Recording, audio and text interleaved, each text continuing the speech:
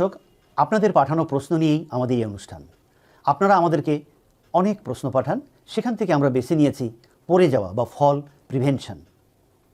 ফল prevention সত্যি একটি খুব গুরুত্বপূর্ণ জিনিস। পড়ে যাওয়া, বিশেষ করে সিনিয়র সিটিজেন যদি পড়ে যায় তাহলে তার যে কোনো হাড্ডি ভেঙেও যেতে পারে।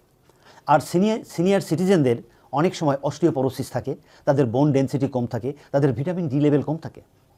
সুতরাং পড়ে গেলে আবার সেটা সারতেও অনেক বেশি সময় লাগে।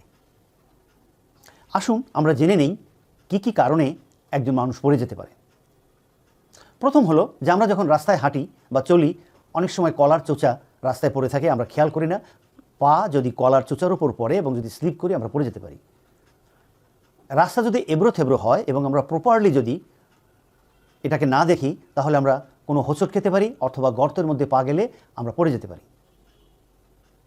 দর্শক, গুরুত্বপূর্ণ একটি তথ্য, আমরা হাঁটতে হাঁটতে অনেক সময় আমাদের জুতার সোল গ্র্যাব করার মতো অবস্থান থাকে না, ক্ষয়ে গিয়ে ওটা বোল্ড হয়ে যায়, মানে একদম সমান হয়ে যায়। সুতরাং সে কারণে আমরা পড়ে যাই। অন্যদিকে হাই হিল শুয়ের জন্যেও আপনি পড়ে যেতে পারেন।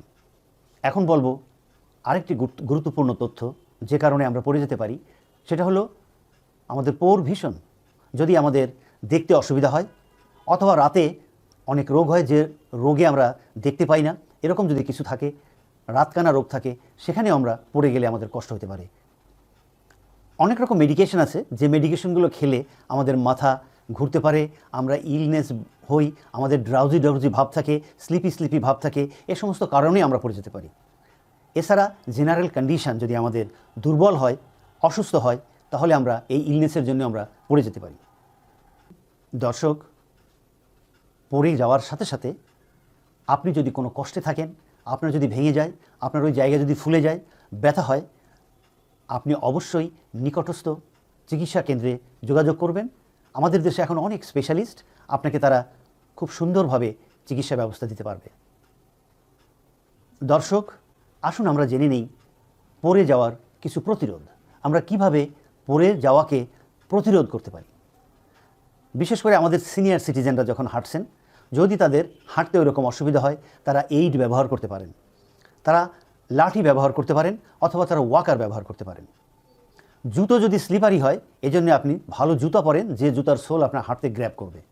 অনেক সময় আপনি ইটের উপর হাঁটতে গেলে যদি স্লিপারি হয়, না হেঁটে আপনি ঘাসের উপর হাঁটেন।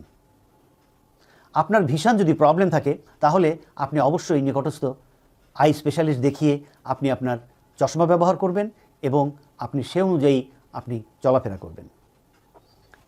ঘরের মধ্যে যখন আমরা হাঁটি তখন মনে রাখতে হবে যেন কোথাও পানি আছে বা ওয়েটি ফ্লোর পানি আছে, এরকম ওয়াটারি ফ্লোরে, স্লিপারি ফ্লোরে আপনি হাঁটবেন না। অনেক সময় ঘর মোছার পরে অনেকেই চলে যাচ্ছে কিন্তু প্রপারলি এটা ড্রাই হয়নি, পাখাটা ছেড়ে দিলে তাড়াতাড়ি ড্রাই হতো, ড্রাই হয়নি, এরকম ফ্লোরে আপনি হাঁটবেন না। আসবাবপত্র যেন আপনার ঘরের মধ্যে অনেক বেশি না থাকে যেখানে হাঁটতে গিয়ে আপনি হোঁচট লেগে পড়ে যেতে পারেন। আমরা ঘরে অনেক সময় ছোট ছোট কার্পেট ব্যবহার করি। এই কার্পেটগুলো ফ্লোরের সঙ্গে ওয়েল ফিটেড না, হয়তো আমরা পা দিয়েছি, সঙ্গে সঙ্গে কার্পেটটা সরে যায় বা স্লিপ করে, এরকম কার্পেটের উপরে বা র্যাগের উপরে আপনি হাঁটবেন না। সিঁড়ি, আমরা যখন সিঁড়িতে ওঠানামা করি তখন অবশ্যই যেন রেলিং থাকে অথবা হাতল থাকে, যেটাকে আমরা ব্যবহার করতে পারি, এটা ধরে আমরা উপরে উঠতে পারি অথবা নিচে নামতে পারি।